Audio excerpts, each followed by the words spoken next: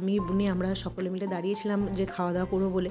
তো প্রথম ব্যাচের খাওয়া দাওয়া শুরু হয়ে গিয়েছিল। তারপর ভবদাদা এসে আমাদের সকলের হাতে একটা করে ফিশ কাটলেট দিয়েছিল।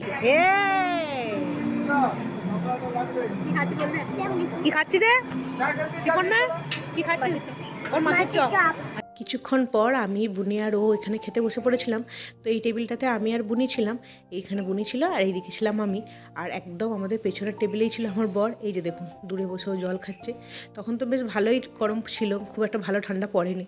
তো প্রথম পাতে পড়েছিল যেমন বললাম আপনাদেরকে ফিশ কাটলেট, তার সাথে কাসুন্দি স্যালাড, আর এখানে ছিল সাদা ভাত, তার সাথে ঝুরি আলু ভাজা, আর এখানে ছিল পালং শাকের চচ্চড়ি, ঘন মুগের ডাল মটরশুঁটি দিয়ে, তার সাথে এখানে ছিল ফুলকপি আর চিংড়ির তরকারি, দই কাতলা ছিল, সাথে ছিল চাটনি, পাঁপড় আর পায়েস, আর দুটো করে রসগোল্লা।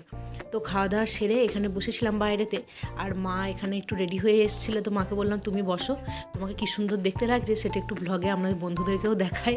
এদিন সন্ধ্যাবেলায় ও বাড়ির কার্তিক ঠাকুরের উদযাপন ছিল, তো তার জন্য বড় কার্তিক ঠাকুরকে এখানে এনে পুজো করা হয়েছে। সকলে মিলে তাই কার্তিককে এখানে বরণ করে নিয়েছে। এরপর হবে কার্তিক উদযাপন।